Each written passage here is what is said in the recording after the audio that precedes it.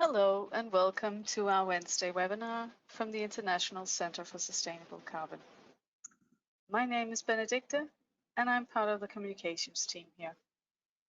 Our monthly webinars are based on our technical reports, which are available from our website sustainable-carbon.org.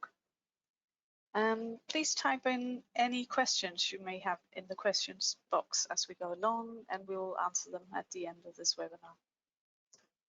The subject for today's webinar is COP28 and the just energy transition, presented by Greg Cook.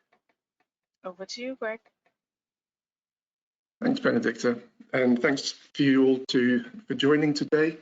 The purpose of the presentation is to try and give you an overview of the Dubai COP from last year, which is quite a significant one for energy policy and climate policy more generally. So this is just an overview of the presentation. I think it's worth beginning with some context. So I'll talk a little bit about the Paris Agreement and the net zero framework, and then try and condense 8 years of international climate policy into perhaps 1 or 2 slides, just to give an overview of what's happened since Paris leading up to Dubai. And then the main purpose of the presentation is to talk about the Dubai conference, COP28 itself, with a focus mainly on fossil fuels and the energy transition, try and look at what was agreed and also some of the responses to the COP28 outcomes. And then finally, a few slides on some more recent international developments, obviously connected with COP28, but more broadly about regional policy as it's emerging on fossil fuels, and in particular coal. Some of the developments around finance policy and lending restrictions to new coal projects, and also some of the developments around the just energy transition, and then finally just ending up with a few key takeaways and conclusions. So as mentioned, please do pop any questions that you have in the question box, and I'll do my best to answer them at the end of the presentation. And also very happy to follow up individually with people if they want to get in contact by email. My email will be at the end of the presentation. So to begin with, Paris Agreement, as you probably all aware, was very significant development for climate policy, probably the most significant since the Kyoto Protocol. And this really sets the framework, international policy framework for reaching net zero, which is the ambition of parties now, most parties under the United Nations Framework Climate Convention. So COP21 Paris Agreement provides the pathway towards net zero, the framework. So what happens is that parties have agreed to pursue the goal of limiting global temperature increases to 1.5 degrees C compared to pre-industrial levels, and to achieve net zero emissions by 2050. It actually states mid-century, but most people interpret that as 2050. So what net zero obviously implies is that there's a need to make some significant reductions in fossil carbon accumulated in the atmosphere over coming decades. Crucially, that doesn't mean eliminating fossil carbon, it just means that a lot of it cannot be in the atmosphere. So obviously technologies such as CCS can play a very significant role in achieving that outcome. And also, of course, net zero means balancing any remaining emissions with removals in the atmosphere. So it could be that there are certain processes and activities which give rise to emissions that are hard to abate, so-called hard to abate emission sources, which can then be offset with carbon removals. So hence the term net zero. The Paris Agreement is a pledge and review system. So the pledge part is that countries come forward with their nationally determined contributions, NDCs, and then the review is done through MRV of those NDCs, and most significantly what's called a global stocktake every 5 years, whereby the United Nations takes stock of NDCs and emissions globally in order to measure the collective progress. And the point of that is that they can then feed into successive COPs to try and encourage increasing action and enhanced NDCs. So the Paris Agreement, among many other developments, saw a whole range of national and corporate declarations around limiting new fossil fuel projects, and especially coal, and also to expand the role of renewables. It's quite significant in that regard, and in fact, several major oil and gas companies and energy exporting countries also announced net zero targets in the run-up to Paris and shortly after. So what's happened from Dubai up to last year, from Paris up to last year with Dubai, is an attempt just to really condense it into one slide. So after Paris, many countries then started to ratify the Paris Agreement and develop their own NDCs. These are called initial NDCs at first, which then were subsequently developed into the first or revised NDCs. At Marrakesh, the year after Paris, that COP set out a roadmap whereby the rules of actually implementing the Paris Agreement was put forward. The subsequent COP in Fiji, generally seen as a bit of a damp squib, Trump decided to withdraw the US from the Paris Agreement, and there was actually a very small US delegation at COP. Interestingly, that kind of created a bit more space for some other major players to play a bit more of a proactive role within the COP process. And I think in some ways it was the first year that China actually played quite a significant role diplomatically within the COP process. We then had the IPCC Fifth Assessment Report, which confirmed or even went further in terms of the predictions of some of the adverse impacts from climate change. And this was in the run-up to the Katowice COP, COP24, which was mainly focused around developing some of the rules for implementing Paris Agreement, and that gave rise to what's called the Katowice Climate Package. So lots of rules and detailed outcomes from Katowice, mainly focused around MRV and actually tracking of the NDCs. But also importantly, Katowice established the process of the global stocktake, which I mentioned, which is undertaken every 5 years, and the first one undertaken in 2023. The next COP was the one was going to be hosted in Chile, but was moved to Madrid because of riots and problems in Santiago in Chile at the time. And this was the first one where we started to see these kind of taglines appear. This one was called Time to Act. Unfortunately, there was an absence of leaders from some of the major economies, including US, China, and Russia. Much of the talks were focused on raising ambition, providing climate finance, and developing carbon markets. And I think it's fair to say that pretty much was nothing agreed on any of those areas. So quite a disappointing outcome in terms of climate policy. Then we had COP26 deferred due to the COVID-19 pandemic. So we fast forward to Glasgow, which is probably the most significant one since Paris, gave rise to the Glasgow Climate Pact. The idea here was to underscore the urgency of accelerating efforts, particularly around mitigation. There's some agreement on mobilizing finance, and perhaps most significantly, and one of the outcomes that most people remember still, is that parties agreed to a phase down of coal power and phase out of fossil fuel subsidies. The next COP at Sharm el-Sheikh was known as Together for Implementation, and perhaps most significantly, there was an agreement to establish a loss and damage fund, but very little else was agreed. And also notable that China and India blocked proposals to include a coal phase out in the final decision text. And then in the run-up to the Dubai conference, which was known as the UAE Consensus, we had the first global stocktake produced on emissions and emissions progress from the NDCs. So if we just take a look at the run-up to the Dubai COP and the release of the global stocktake. So as I mentioned, the global stocktake was designed to check the progress against Paris goals and to try and really inform each round of the next NDCs. The UNFCCC released a synthesis ahead of the COP, which basically concluded that emissions were rising, and the NDCs released by most countries at that point were not on track to achieve the Paris goals. So you can see that fairly clearly in this figure here, which was part of the synthesis document.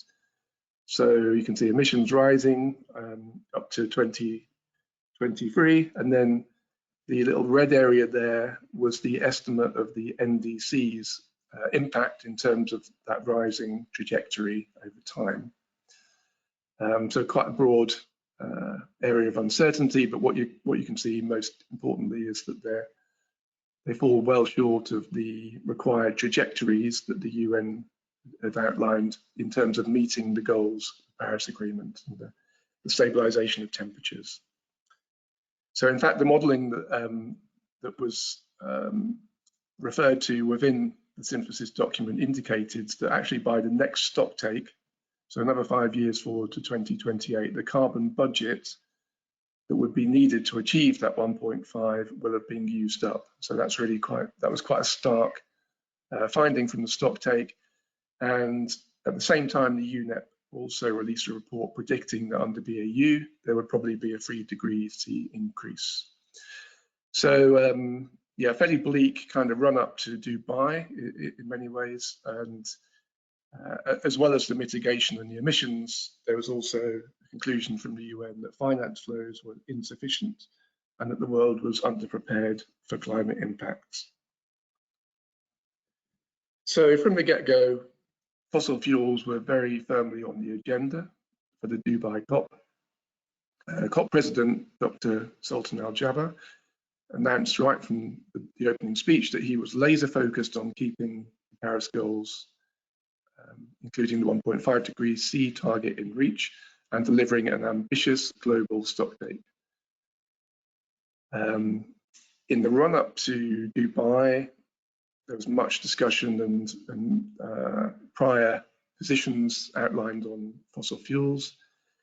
The EU countries and many African and island nations had backed and put forward a fossil fuel phase-out, expanding from 80 to apparently at least 127 countries during the COP itself.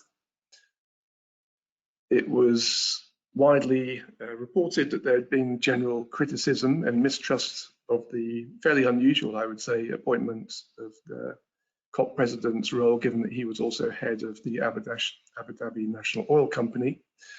This reached such a level in the press that there was actually a joint statement unusually put forward from the president and the International Energy Agency on day one, acknowledging that fossil fuel demand and supply must phase down this decade. So that was ahead of any official negotiating text, but it was intended as a signal to announce that there was going to be progress on fossil fuels at Dubai. So a couple of slides that are really just attempting here to give you a bit of a window into what happens at these conferences, and in this case, how fossil fuels were included in different ways through the consensus negotiating text. So words are very important in these texts, and you'll notice that there are references to calls upon parties and shoulds and maybes, and they all have slightly different meanings. And also what you'll see here is that in the negotiating text, a number of different options are always carried forward. The idea is to arrive at a very small amount of options, but what you'll see is that sometimes the options expand before getting down to a smaller number. Anyway, so the job of coordinating the consensus negotiating text was undertaken by the co-chairs, the UK and Singapore. So they were leading the drafting. So version 1, which you don't see here, was an enormous document and lists a whole bunch of options that were boiled down really from several hundred different proposals. And there was mention of phase down, phase out, no new coal, fossil fuels, tripling renewables, doubling energy efficiency, and also mention of transitional fuels, which is widely interpreted as natural gas. So that initial version was then taken to a version 2, which set out 3 options for fossil fuels, and you can see that in the first figure here on the 5th of December. So option 1 was a phase out of fossil fuels, an orderly and just phase out of fossil fuels. Option 2 talks about an unabated phasing out unabated fossil fuels, so a qualifier. And then option 3 was basically just having no reference to fossil fuels. The mention of phasing out again really set the cat amongst the pigeons with many of the parties. And what actually happened was that the head of OPEC covertly wrote to all the member states of OPEC, urging them to proactively reject any text or formula that targets energy.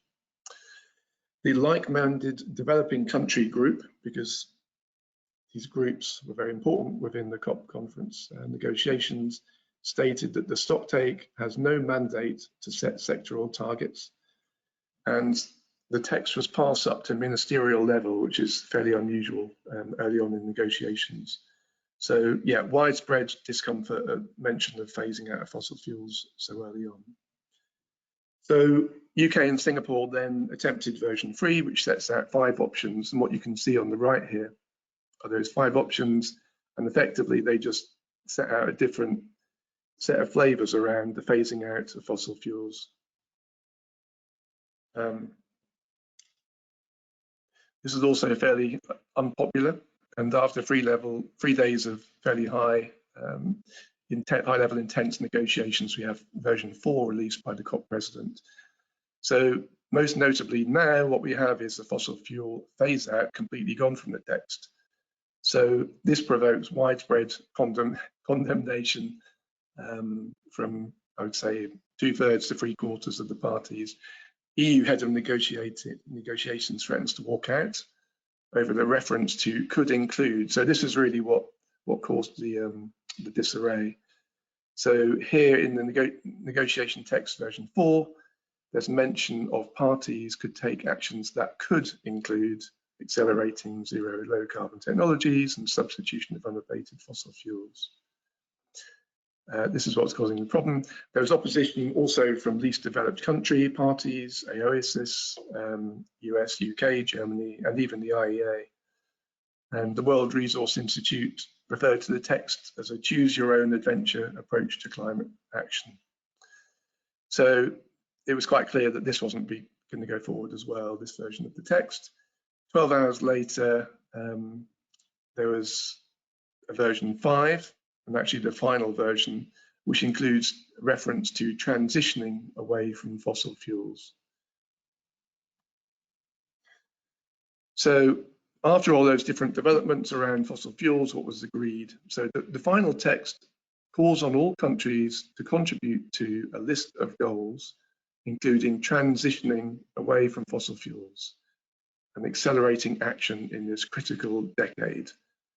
So this falls some way short of the phase out which many parties such as the EU had been pushing for and considered needed to stay below the 1.5 degrees C Paris Agreement goal.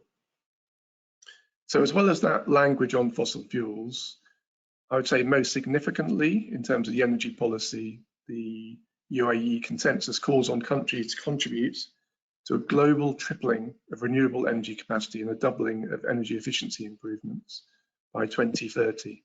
So they're enormous ambitions, quite clearly, particularly the tripling of renewable energy capacity. And I think I've seen some analysis from UNEP which indicated that if they were to be achieved, then you would probably be achieving nearly 80% of what would be needed to achieve the 1.5 degrees C trajectory. So very, very significant, just those outcomes alone. The text also repeats wording from COP28, so 2 years previously, on phasing down unabated coal power. But crucially, it still doesn't define what unabated means. However, it also lacks some earlier wording from earlier drafts on ending permitting of new coal power, but refers to accelerating carbon capture, utilization and storage. So putting those things together, it appears that CCS is the way in which you can interpret unabated, but sorry, abated, it would be the actual opposite of unabated, but it hasn't been spelled out. And then also worth mentioning that there's reference to phasing out of subsidies and recognizing transitional fuels. It was very sensitive around what transitional fuels actually entail, but everyone understands it to mean natural gas. So just a few other notes on what was agreed at Dubai. Countries agreed to submit their next climate pledges. So these will be the NDCs in advance of the COP30. So that's taking place next year in Brazil. And that these should be ambitious, economy-wide, and aligned with 1.5 degrees C. So that's significant because it's a clear political indication from countries that the next round of NDCs will be more ambitious. Just to mention, although the focus here is on fossil fuels, that it wasn't just about fossil fuels and mitigation. So there was some agreement on goals for adaptation as well, and there was a framework agreed, but many developed countries, notably the US, opposed any specific financing commitments around adaptation support. Again, there was agreement on a loss and damage fund, but this is effectively voluntary. So haven't been that many flows into that fund as yet, and those that are there are fairly minor. And then more broadly on climate finance, developed countries agreed to fully deliver with urgency on the previous $100 billion pledge. But much of this has been kicked into post-25 new collective quantified goal, it's called the NCQG, just to provide another acronym for everyone.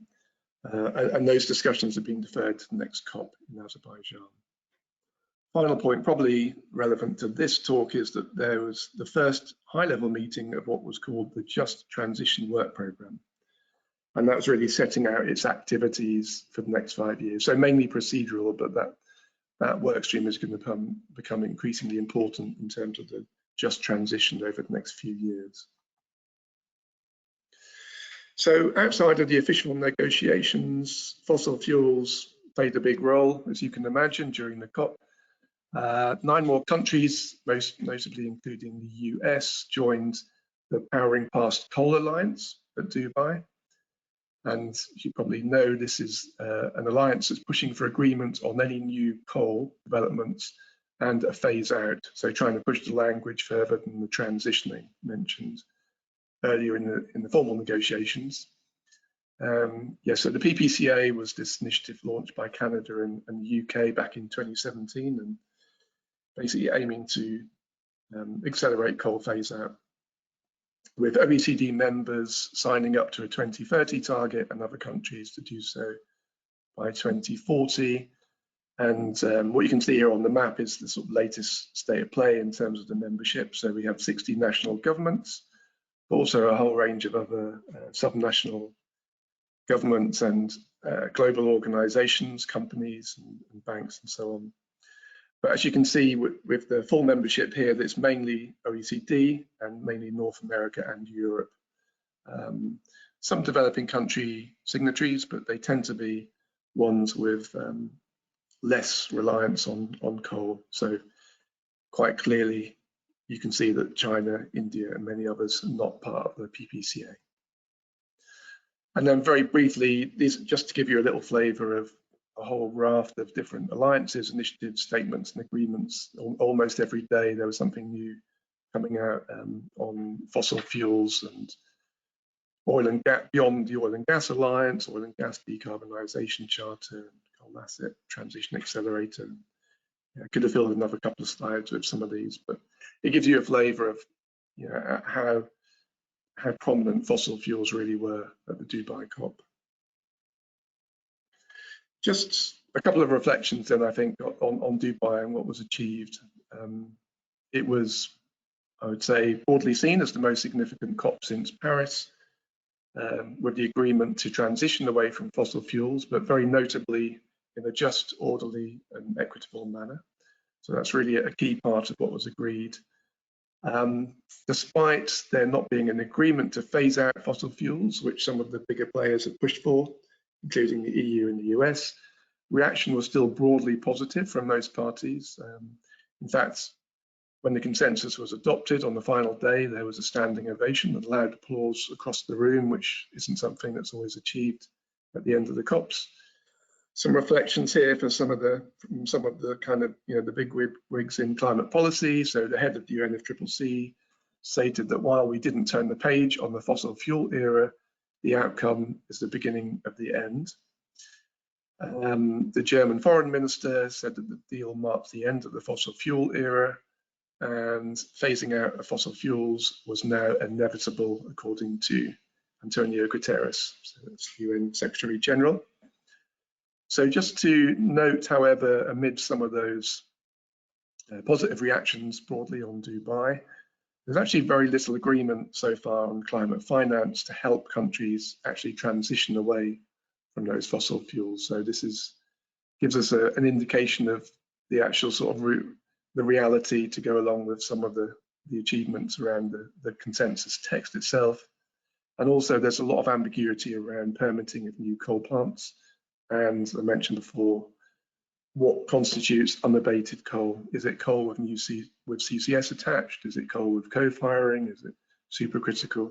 So a lot of those difficult discussions still to be decided. So I think it's worth looking at the kind of international status on net zero and coal pledges across all the countries. And what we can see is that there are 93 countries and the European Union that have submitted net zero pledges. And these are covering more than 85% of global energy related emissions and nearly 90% of all global GDP.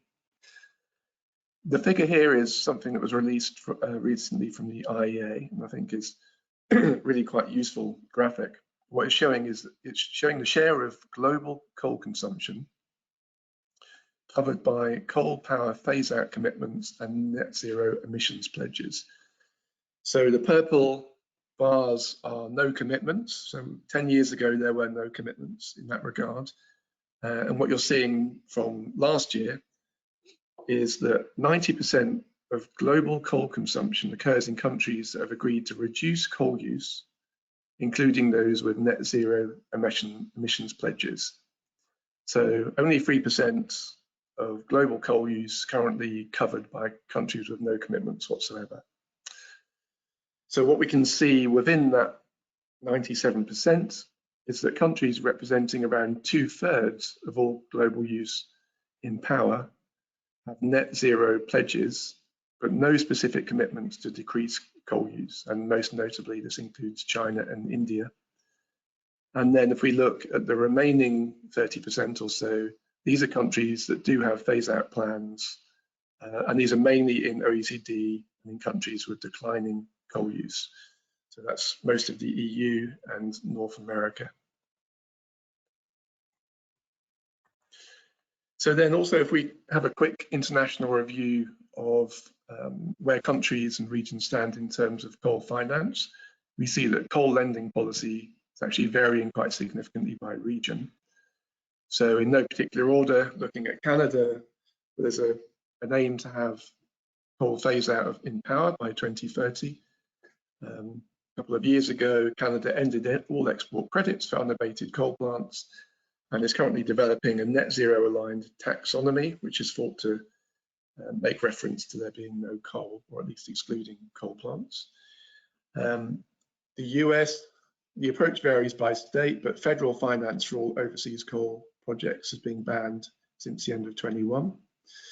In the EU, which has the Fit 55 ambition to reduce emissions by 55% by 2030, the EIB, so that's the central bank, has ended finance for all unabated fossil fuel projects, and actually a green taxonomy is being enforced for 4 years now in the EU, which excludes coal.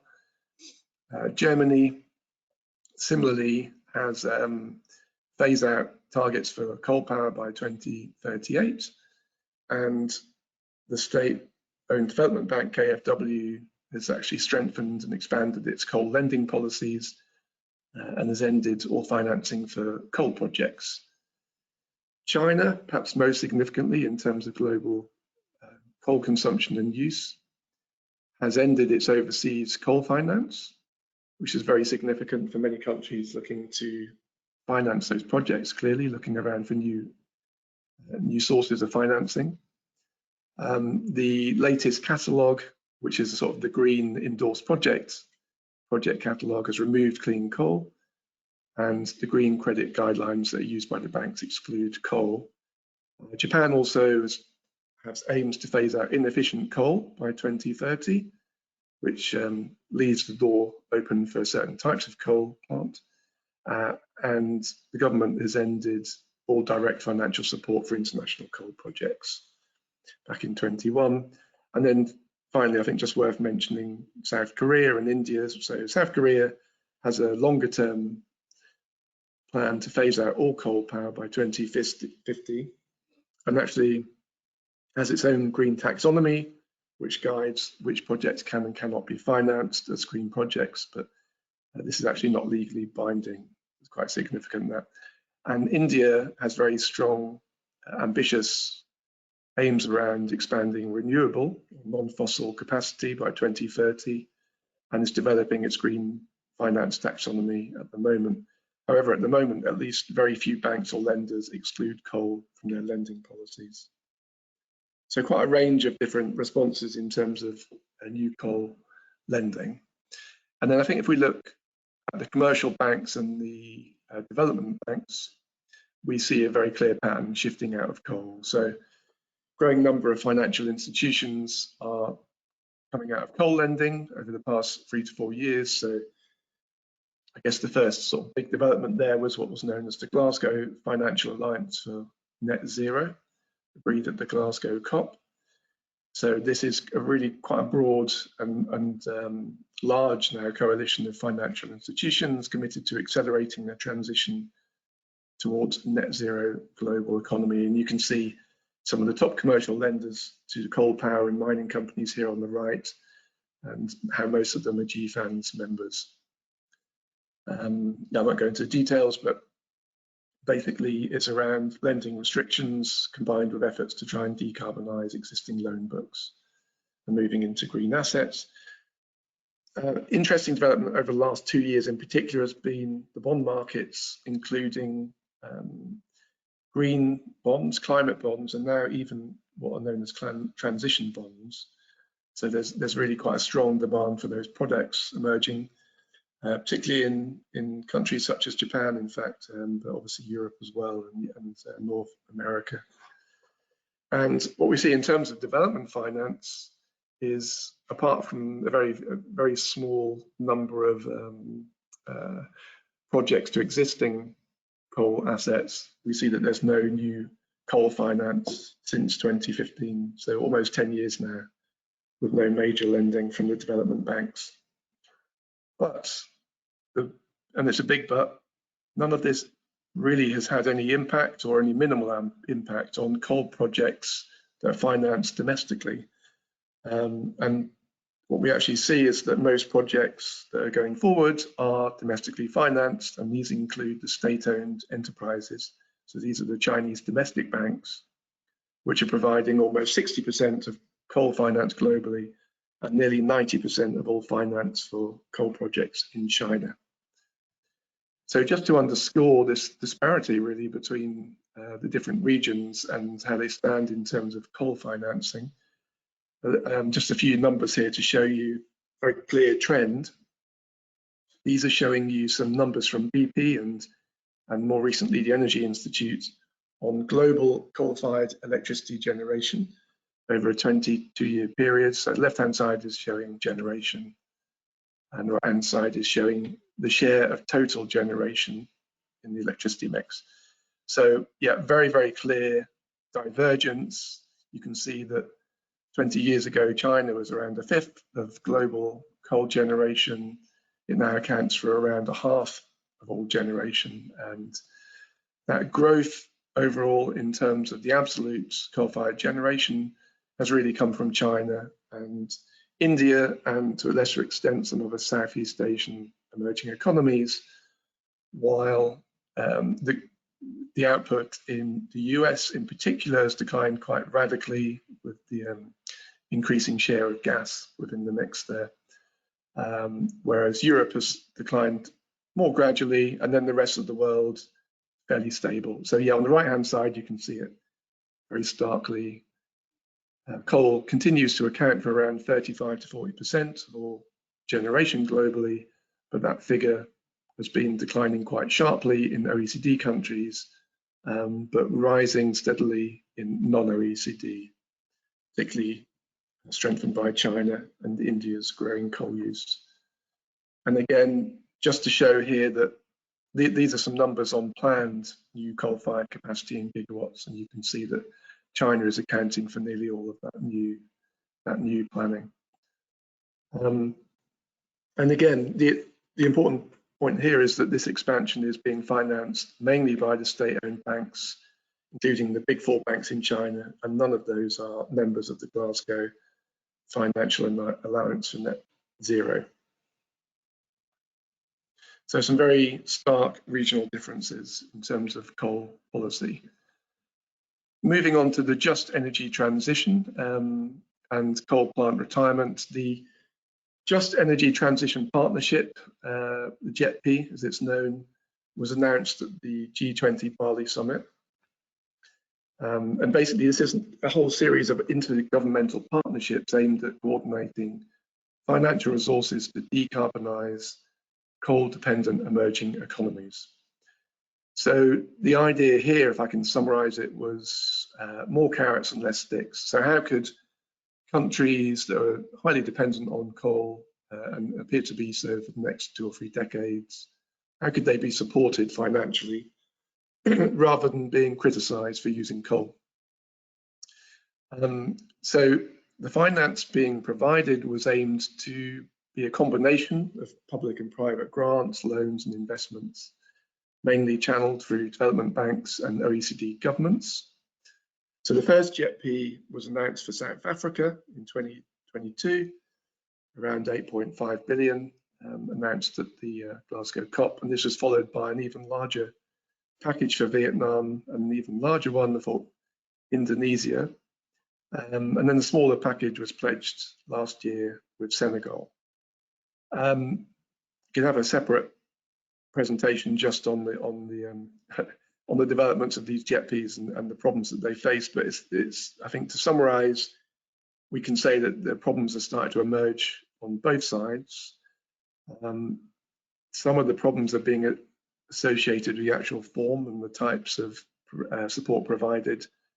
Very low level of grants being provided at the moment, so there's widespread criticism and discomfort within the host countries around some of the finance being effectively typical loans, and in some cases commercial loans. So not necessarily what was understood to be part of the promises and the packages, and also a bit of vagueness, or more than a bit of vagueness, quite large amounts of vagueness in some cases around what could be eligible, what really constitutes low carbon energy investments that also can be seen to be part of the just energy transition. So some of the cracks starting to show, I think it's fair to say. So just one example of a coal plant retirement project that's undertaken through the Energy Transition Mechanism. So this is the Asian Development Bank's program to accelerate coal retirement in the Asia Pacific region. It has 2 funding vehicles. One is a carbon reduction facility, which basically refinances or purchases coal assets, and then also a clean energy facility, which is focusing on investment in predominantly new renewable projects. So yeah, there was a deal signed back in 2022 with the Cirebon Electric Power Company in Indonesia to retire a 660 megawatt power plant 15 years ahead of its planned shutdown. So these are the kind of projects which are being financed and supported through the JETPs. So just thinking more broadly about the just energy transition and how to ensure or how to attempt a just transition, just wanted to put up some sort of really quite important figures here. I mean, so most of the world's almost 8 million coal workers are located in China and India, but you can see some other countries, including Europe, Africa, and North America in the figure there from the IEA data. Employed in mining, transportation and power generation. The coal sector accounts for around 12% of all energy jobs worldwide, so very, very significant. What is a just transition? Well, the International Labour Organization has defined just transitions as those which seek to ensure that the shift away from fossil energy leads to the creation of decent work opportunities and support for impacted workers. So that's how it's defined. However, when we look at the IEA data, across 21 of the most coal-dependent countries, only around 14% of coal workers are currently covered by any coal-specific just transition policies. So I think this is very, very worrying data, headline data figure. So when we look at what's happening, several countries have now started to set up national task forces or commissions to try and evaluate what the implications of this might be in terms of the broader social economic impacts. And this is just to try and give a snapshot of some of the activities and the programs underway. So what we have are here, just for examples, Canada, Germany, Korea, and South Africa. So a whole range of different responses, support for workers through direct payments compensation, also retraining and education programs, and then support for economic diversification programs in coal communities, focusing typically on clean energy industries, but also trying to shift away into non-energy industries. And you can see that in this snapshot, Canada and Germany have been developing probably over sort of 10, 15-year period now, a range of measures, but Korea and South Africa probably at the beginning of that journey. And there's some very, very good case studies, I think, and examples of how this is being dealt with. And one which I think is particularly of interest is the Skill Council for Green Jobs in India, which is really quite an innovative and broad-based program to try and reorientate skills from coal to clean energy, renewable energy diversification programs. So very, very impressive, but only part of the wider picture and part of the challenge in terms of completely reorienting and providing the levels of finance that will be needed. Okay, so I think just wanted to end with some broad conclusions drawing from some of those outcomes from the COP28 and also the just energy transition status. Thinking about aligning net zero with a just energy transition, what that can mean. So what was agreed? Well, the UAE consensus from Dubai provides the first ever agreement for countries to transition away from fossil fuels. That's fairly well understood in terms of the broad brush, in terms of, when we think about what transition means, but the devil's in the detail, what does that actually mean? So I think some of the issues going forward are going to mean defining unabated coal, because we know that coal is going to be playing a very important role for many decades. So what do we mean by unabated coal, and how can that be supported? And also what the Just Transition Work Programme can actually deliver. Will it just be a talk shop, or can it actually support countries and communities to transition over the coming years? Crucially, what role will there be for climate finance and carbon markets? So we haven't had time to touch on the carbon markets, but they can be playing an incredibly important role through Article 6 of the Paris Agreement in particular, but also more broadly as countries ratchet up their levels of ambition through their emissions trading schemes, the carbon taxes, and so on. How can they help to support, channel billions and billions of dollars into helping the transition from unabated coal, for example, into cleaner technologies? So I think very little was agreed there in Dubai. In fact, Article 6 was completely kicked off the wasn't kicked off the agenda, but there was no agreement on Article 6.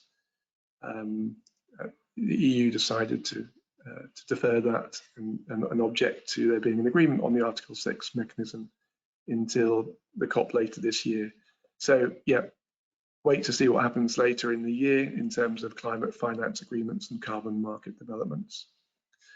So we can see that there's also now a very, very clear shift out of coal finance from both commercial and development banks.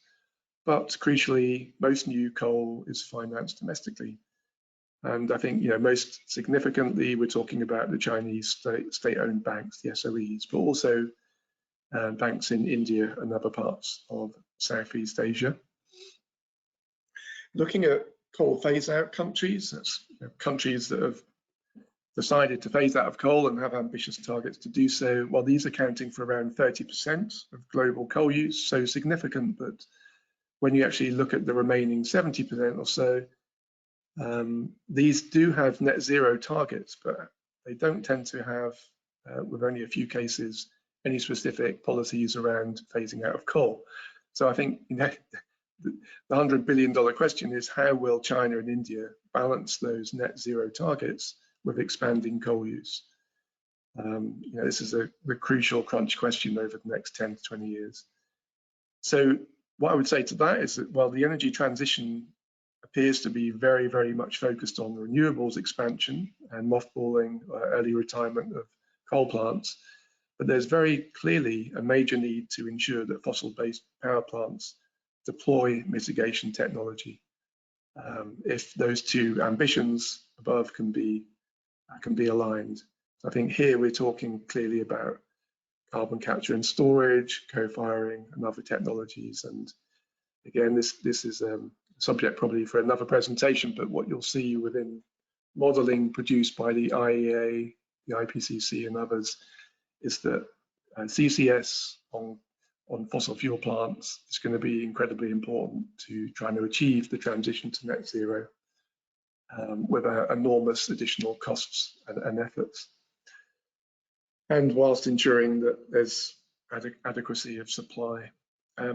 Okay, so the last point here is that I think we're seeing through the Just Energy Transition Partnerships that they're already encountering some major financial and political challenges, and I would say that diplomatically, politically, some of the cracks are starting to appear despite the early rhetoric and the goodwill. And I think, so a question here in that regard is, can donor and host country interests be sufficiently aligned whilst also ensuring energy security over the next decades? So there are just some takeaways to end the presentation. Thanks for your attention, and just to leave you with my contact details should you wish to follow up in person. But also I will go to the questions and see if there's any questions in the panel. I can see a few provided here.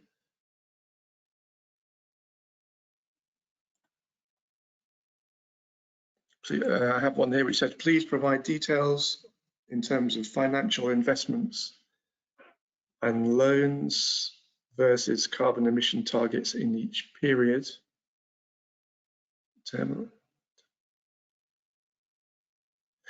Okay, I think that's probably one that I may have to pick up after the call. I don't have data to hand, and I might need to clarify exactly what's meant by the carbon emission targets.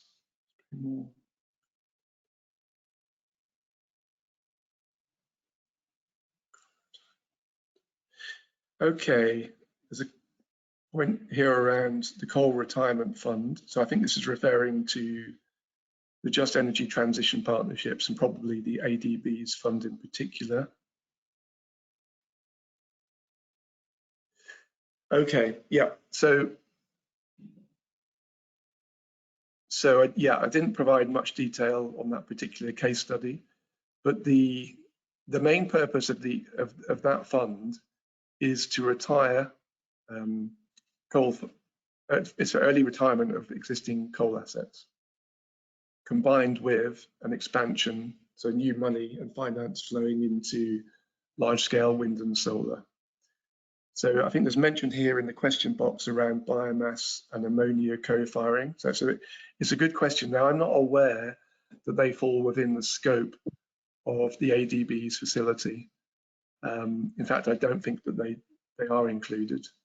However, I know that some of the transition bonds, particularly ones that are being raised in Japan, do cover biomass and ammonia co-firing. I think I'm correct in saying that. Could check that later. So there's interest and there is finance available through the bond markets into those activities. But in terms of the coal retirement funds, which is actually the ADB fund that's mentioned here in the question box, I don't believe they do cover those activities. No. But perhaps that's something we can follow up with just to check the details afterwards. Yeah, I'm sorry, I couldn't really comment on specific interest rates. It's a bit complex because I think it depends on, well, there's a whole range of different providers around the financing, providing commercial loans and sub-commercial loans. So there's not really a simple answer to that. What I can say is that there were initial announcements around the JETPs that were talking about very low sub-commercial rates. And actually, when you look at some of the rates that are being provided there, there's actually a whole study on this, which I could probably put you onto. When you look at the actual rates that are being provided, they're very similar to commercial bank lending rates, which has really been the centre of some of the disquiet and criticism around the finance packages that are being provided. I have a final question here around when will China slow down coal generation? I mean, that's that's $1 million question. It's and a complex one. I think there's probably a number of factors there, and I'm probably not the best placed person to pronounce on Chinese energy policy. What I would say there is that there have been very clear signals within certain parts of Chinese government, but also within academia more broadly, that there needs to be much more support for CCS. As you're probably aware, there's actually been a lot going on in China with CCS over the last 20 years. Lots and lots of projects, but of course, it's a drop in the ocean compared to what's being built regularly, which isn't fitting CCS. So there are noises around coal-fired power plant going ahead, but how they need to be fitting CCS. And unfortunately, some of the policies and support packages that have been put in place aren't really having much of an impact.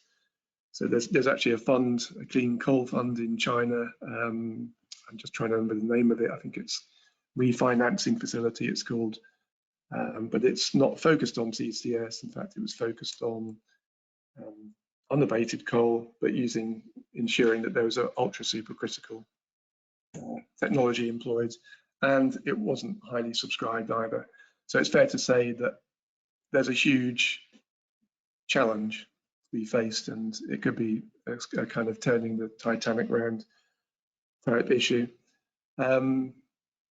Yep, so it would certainly appear that while China appears to continue to build coal plants, there needs to be extended dialogue, encouragement, finance, engagement, all these things, all of the above, to try and accelerate the uptake of not just CCS, but co-firing and other technologies too. But I think it's in some ways it's the #1 energy and climate change issue, I would say, over the coming decade. I'm just looking for any further questions. I don't see any at the moment, so I think we're approaching the end of the hour. Unless anyone does have any questions, then I'm happy to, as I say, happy to take them offline. Please get in contact. And again, thank you for your attention. Thank you so much, Greg. And all that's left for me to say really is just the slides from this webinar will be available to download from our website shortly. And thank you for joining us today, and goodbye. Thank you. Goodbye.